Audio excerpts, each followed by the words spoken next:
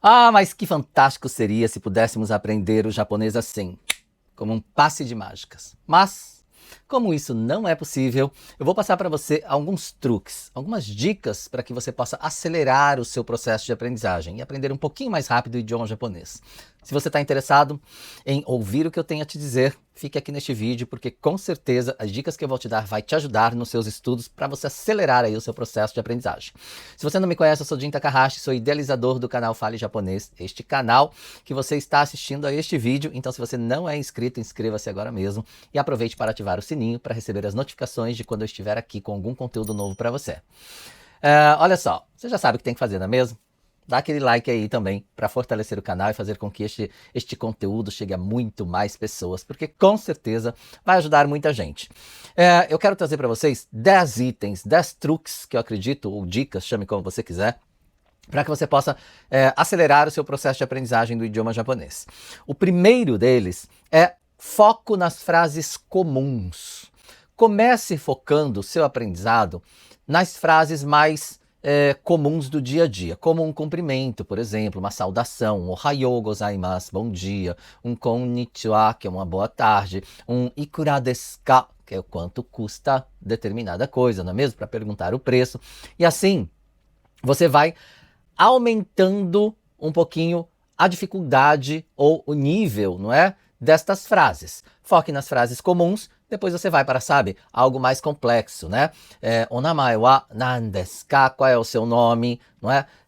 Você pode perguntar outras coisas mais complexas, onde você trabalha, qual é a sua nacionalidade, né?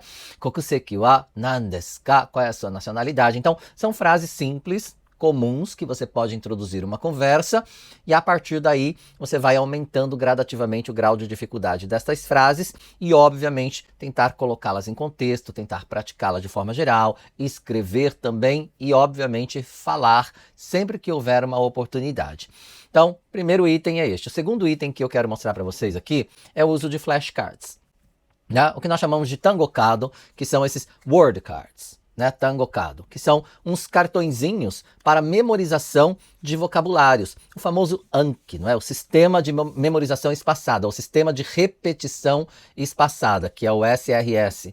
E aí você tem um sistema de repetição espaçada que você vai utilizar para que você absorva melhor e memorize mais facilmente vocabulários de forma geral. Se você tem facilidade com aplicativos, existe o aplicativo Anki, não é? Que é justamente isso, o mesmo sistema. Você vai escrever aqui nos flashcards, se for o caso, alguma palavra, né? Ou melhor, várias palavras que você deseja aprender.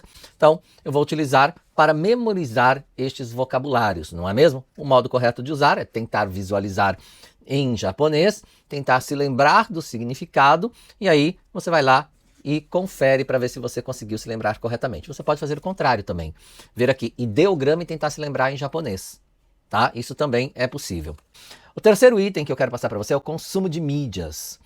Olha só, quando eu falo para você consumir mídias, eu não estou falando para você consumir qualquer coisa aleatória. É importante que você consuma uma mídia que você goste, que você tenha interesse. Você gosta de anime? Consome anime.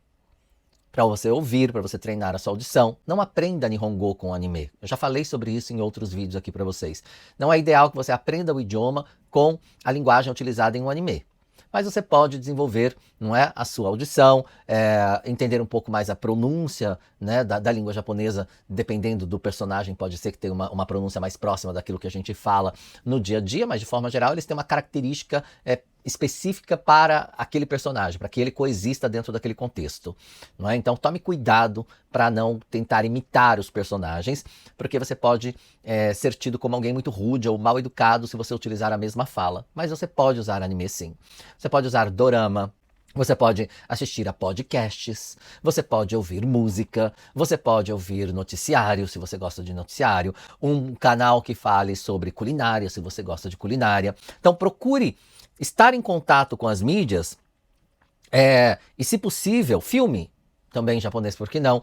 Se possível, com legendas em japonês. Você pode começar assistindo com legenda em português, se você ainda não tem essa segurança, pelo menos para você ouvir o contexto, entender uma palavra ou outra que é dita ali, ver a legenda para você compreender aquele significado e fazer uma anotação num flashcard, por exemplo, não é? Num tangokado, e aí memorizar aquele vocabulário, e aí aos poucos, gradativamente, ir colocando essa legenda em japonês ou até mesmo sem legenda em algum momento, para que você possa, mesmo que você não entenda tudo, mesmo que você não entenda, sabe, 100% daquilo que está sendo dito, mas você entende o contexto daquilo que está acontecendo naquele âmbito, naquele momento, dentro daquela mídia escolhida, seja, não é? Qualquer uma delas que eu mencionei aqui, não vou repetir, porque senão vai ficar muito extenso. O quarto item que eu trouxe para você é praticar a escrita diariamente. Praticar a escrita é importante porque a língua somente falada, não é? Tá ótimo, você consegue se comunicar, você consegue, enfim, né, manter uma conversação, estabelecer uma conversação, que muito provavelmente é um foco dos seus estudos. Falar em japonês e se comunicar em japonês com japoneses de preferência, não é? Mas a escrita ela também faz parte do nosso processo de aprendizagem. Mesmo porque, se você aprende o hiragana, o katakana, você vai aprender o som da língua, os fonemas que são pertencentes ao idioma, e você poderá entender um pouco melhor, né, qual é a sonoridade que esta língua tem, como reproduzir a língua. E assim você terá uma pronúncia melhor. A sua pronúncia da língua ela se torna mais próxima a uma pronúncia de um nativo, por exemplo. E kanji também. Os kanjis é importante você entender, porque vão te ajudar no seu processo de estudo quando você tiver contato com o texto, quando você tiver contato com um livro didático, quando você tiver contato com um jimaku, não é? Que é uma legenda de um filme, por exemplo, ou de uma novela, por exemplo, de um dorama. Então, você pode sim ter este contato com o kanji também e praticar diariamente. Praticar a escrita um pouco todo dia, tá? Mesmo que você já considere que você já tem uma habilidade muito grande, já desenvolveu uma habilidade na escrita de hiragana, de katakana e tudo mais, vale lembrar que é importante você colocar dentro de um contexto, fazer frases, aquelas frases que eu falei para você, frases comuns do dia a dia, escreva em hiragana, em katakana, se possível introduzir algum kanji e vá fazendo isso simultaneamente, aprendendo os kanjis, a escrita, os ideogramas, o silabário, o katakana, o hiragana, dentro de um contexto que você possa utilizar na vida real para se comunicar. Isso é bastante interessante porque você vai se sentir mais estimulado, né, mais motivado a estudar, porque fará um sentido para você, né, o estudo daquela escrita, porque estará dentro de um contexto para que você possa estudar. Tá bom? O quinto item que eu quero trazer para você é falar com nativos. Eu sei que é difícil, né, você se comunicar com o nativo, caso você não more no Japão. Se você mora no Japão, você tem a possibilidade de se comunicar com nativos o tempo todo, seja em um estabelecimento comercial, em um departamento público, seja no seu ambiente de trabalho, né? Ou de repente com amigos que você fez japoneses no seu ambiente de trabalho. Então procure se comunicar o máximo possível. Se você não mora no Japão, por exemplo, existem aí alguns aplicativos que você pode falar com nativos, né? Como o HelloTalk, por exemplo. O HelloTalk é um aplicativo onde você pode falar com nativos.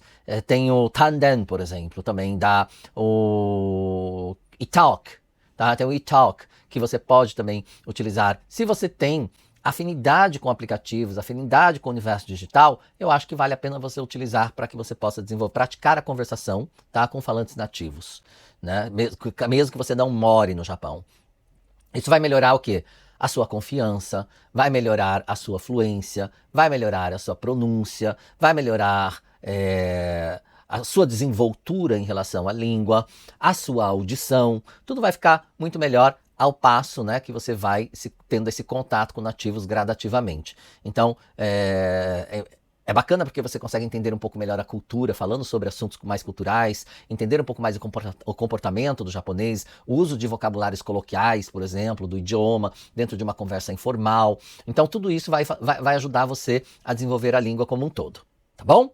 Então faça muito bom uso disso, me diga aqui nos comentários quais dessas dicas você achou bem interessante para você, quais dessas dicas que eu disse agora, desses truques que eu disse para você agora, você vai passar a utilizar a partir de agora e você não conhecia, ou quais deles você já coloca em prática e você tem resultados. Fale sobre os seus resultados. Divida comigo, né, a sua experiência com os estudos do idioma japonês aqui nos comentários, porque isso me ajuda a trazer para você um conteúdo mais relevante, um conteúdo que realmente atenda às suas necessidades como aluno e que você possa encontrar aqui no Fale Japonês assuntos que sejam relevantes, que sejam congruentes para o seu processo de aprendizagem do idioma japonês. Eu vou gostar muito de saber, não esquece de dar o like, não esquece de se inscrever e a gente se vê em um próximo vídeo. Até lá, bons estudos. Já né? Arigatou gozaimashita.